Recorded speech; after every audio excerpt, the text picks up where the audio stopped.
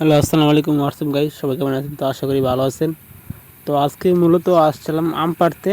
ঠিক আছে, তো রাস্তার পাশে আমাদের একটা আম গাছ আছে, প্রায় একটা না 4-5টা আম গাছ আছে।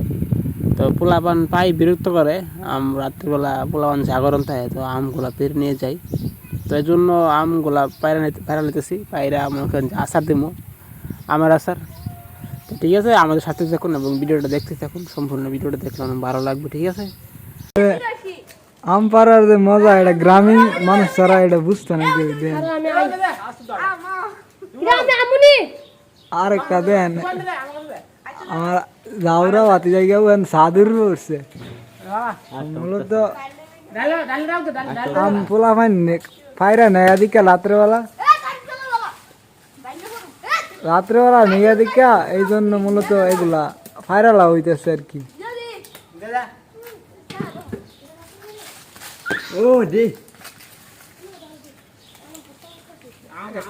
এখানে বৈশাখ মাস তো সারা রাতি মনে করেন কি পোলা জাগরণ করে, এই জাগরিত পোলা মানে এগুলা কাম করে। বিখ্যাত এলাকার বিখ্যাত পোলা মানে সবসময় এটা প্রাচীন কাল থেকে।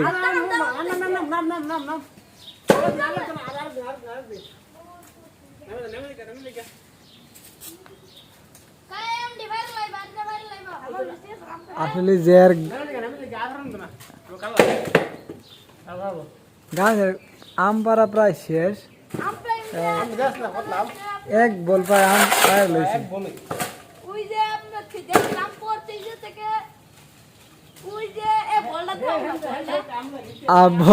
এই ব্লগটা মনে হয় সারতে বেশিক্ষণ সময় লাগতো না, মনে হয় ঘন্টা সময় লাগবে যে কোনো মুহূর্তে সারা দিতে রেখা। আর মনে করেন আরো এমন গ্রামীণ দৃশ্যের বিভিন্ন আইটেমের সং পাইতে মনে করেন বাইরের লোকে থাকবেন সবসময়, থাকলে